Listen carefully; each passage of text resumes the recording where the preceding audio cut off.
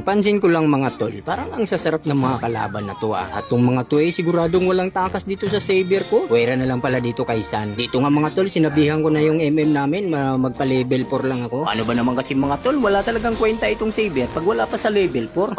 Teka, mukhang trip ata ako ng Harley Ang lupit talaga ng Harley mga tol. Nakakita lang ng kalaban ay ultimate agad ang ginamit. Konti na lang mga tol, level 4 na ako. Siguradong may paglalagyan sa akin ng mga to. Utik na yan mga tol, kanya-kanyang pulasan ng mga loko. Sige, subukan mo maghabol. Pag nag-level 4 ako, sigurado may paglalagyan ka sa akin. Ito na MM, ngayon level 4 na ako. Sigurado may paglalagyan sa akin yung Kimi na yan. Abay, saan ka pupunta? Uwi ka? O sige, umuwi ka na. Diba? Ang bilis niya makapag-recall mga tol. Mukhang nagkakagulo naman yung aking mga kasama. Power of sprint! Ayan o, takbo. Ang bilis niya tumakbo mga tol. Sabi naman talagang sprint yan ay talagang wala ka ng kawala. Tago nga lang ako dito mga tol. Ano itong si Harley and Friends? Yan naman dito mga tol ay napilitan akong gamitin ang aking ultimate. Sa kasamaan ng hindi mabuting palad mga tol, ako'y binawian din ng buhay. Ito mga tol, sadya nga ako nagpapahabol dito kay Harley. Aba, nag-flicker pa ang loko. Ngunit nagkamali siya dahil nakaabang lang yung popol mga tol.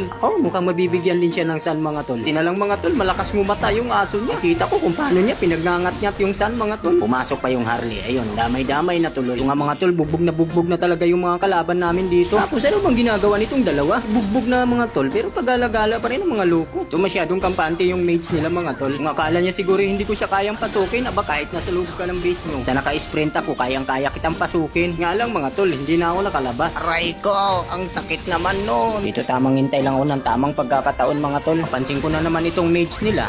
Muli ko na naman itong pinag-recall. Sabay pinaghahanap ko na nitong si Harley mga tol. Ito nga sa tagal ng paghahanap ko sa kanya, ito sinuwerte mga tol. Nakita ko rin ang loko. Medyo kakaiba talaga ang kapangyarihan ng sprint Sabay naka-conceal pa ako rito mga tol.